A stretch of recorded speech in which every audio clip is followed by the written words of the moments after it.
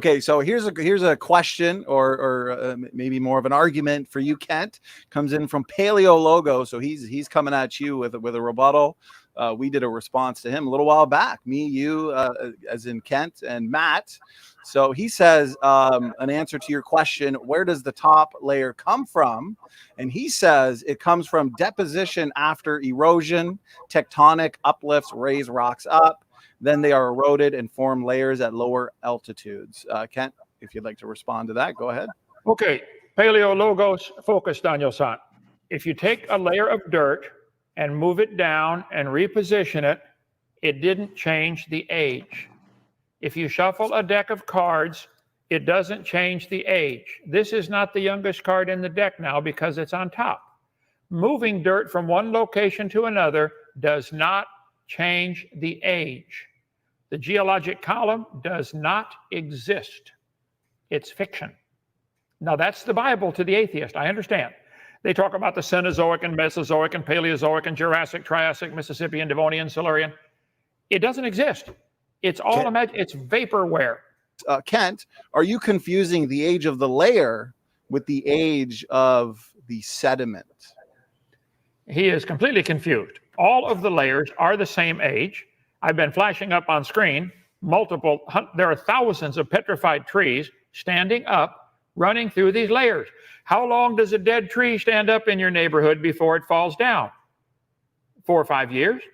All of the layers formed in one big flood in the days of Noah. I believe layers are still forming today, but the vast majority of the layers that we see in the earth formed in one big flood.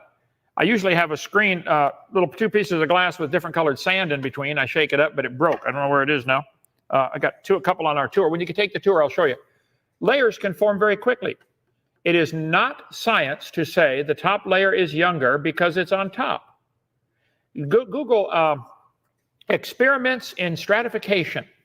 Back 30 years ago, a French scientist went to the laboratory in Colorado, the Navy laboratory, where they had a giant flume. The Navy's interested in sedimentation because they park their submarines and hide them in different valleys underwater, and they want to know, hey, did this valley fill in with silt? So sideways movement of the water can create 10 or 15 layers at the same time. Experiments in stratification by some guy with a French name about that big. And so I think the Earth spinning and the moon creating the tides, the tidal resistance that it causes the water to go up and down and in and out of the tidal bump. That's going to cause sedimentation, stratification, especially during Noah's flood, when you have an uninterrupted tide, which becomes what they call harmonic tide. If the earth were smooth or covered with water completely equally, the tide would be a 200-foot tidal change, not 5 or 6 feet. 200 feet of water means the water is rushing into that bump at the same speed the earth is turning, which varies with latitude. Here in Lenox, Alabama, we're turning 886 miles an hour. Well, if the water is moving sideways for a half hour or hour or so at that velocity, it's going to cause multiple layers to form.